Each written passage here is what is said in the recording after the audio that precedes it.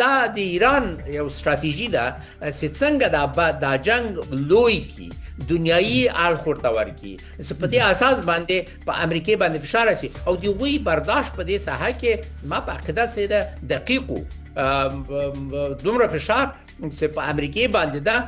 هغه د سند چې امریکا مستقیما متضرر رسوي اوسېږي هغه فشار لدې نه د دنیا اقتصاد متضرر کیږي د دنیا اقتصاد په امریکا باندې هم هغه لري اثر لري او د امریکا اقتصاد بیا د امریکا په سیاست باندې اثر لري او هغه په جمهور رئیس باندې سره منفي اثر سره لري نو دا دوه برخې دي چې په کې ورته دا چې دنیا څه کولای شي دنیا نو د سپر پاور په مقابل کې وګوره ډیر قدرت نه لري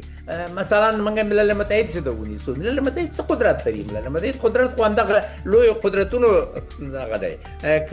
که لوی قدرتونه د ملل متحد تر شا ودرېږي نو خو ملل متحد بیا څه د په پروژو کې کامیابیږي او که ونه درېږي نو ملل متحد څه کولای شي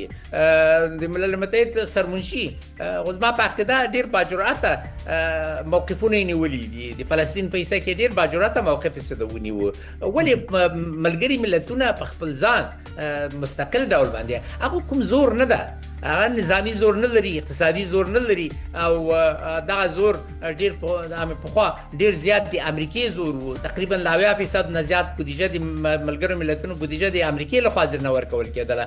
نو هغه به امریکا به حمایت کوي ملګري ملتونو به کامیاب وو اوس امریکا خپل بودیجه کم کړې د ملګري ملتونو ته او رئیس جمهور ترامپ چندانې ښه هغه نه لري یعنی د عقیده نه لري چې ملګري ملتونه یو ډیر مؤثره مؤسسه اوسېږي